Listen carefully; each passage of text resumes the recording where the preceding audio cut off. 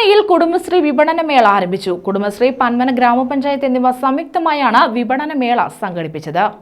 Kudumbashree mission, Panmana ഗ്രാമപഞ്ചായത്ത് എന്നിവ സംയുക്തമായാണ് കുടുംബശ്രീ വിപണന മേള സംഘടിപ്പിച്ചിട്ടുള്ളത്. 12-ന് മേള സമാപിക്കും.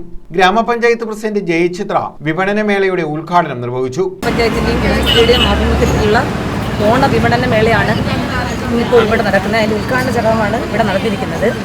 സ്ത്രീ ശാക്തീകരണത്തിന് ഇന്ന് ഏറ്റവും മുൻപന്തിയിൽ നിൽക്കുന്ന ഒരു പ്രസ്ഥാനമാണ് കുടുംബശ്രീ പ്രസ്ഥാനം.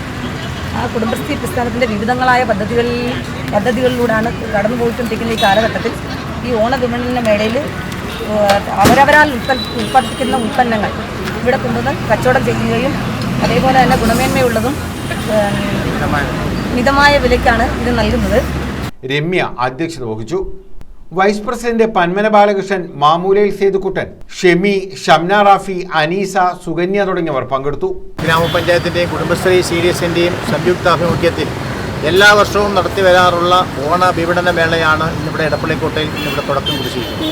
നമുക്കറിയാം, വയനാട് ദുരന്തത്തെ തുടർന്ന് കേരളത്തിലാകമാനം സംസ്ഥാനത്തൊട്ടാകെ ഗവൺമെൻറ് ഓണാഘോഷങ്ങൾക്ക് ഒരു ചെറിയ വിലക്ക് ഏർപ്പെടുത്തിയിരിക്കുകയാണ്. വിപുലമായ ഓണാഘോഷ പരിപാടികളെല്ലാം മാറ്റിവെച്ചുകൊണ്ട് ഇത്തരത്തിൽ നമ്മുടെ കുടുംബശ്രീ സംരംഭകർ അവരായി തയ്യാറാക്കിയിട്ടുള്ള ഉൽപ്പന്നങ്ങൾ മായം ചേരാതെ മിതമായ വിലയ്ക്ക് സാധാരണക്കാരായിട്ടുള്ള ജനങ്ങൾക്ക് നൽകുന്നതിന് വേണ്ടിയുള്ള ഒരു സംരംഭമായിട്ടാണ് ഈ ഓണ വിപണന മേളയെ നാം കാണാറുള്ളത്.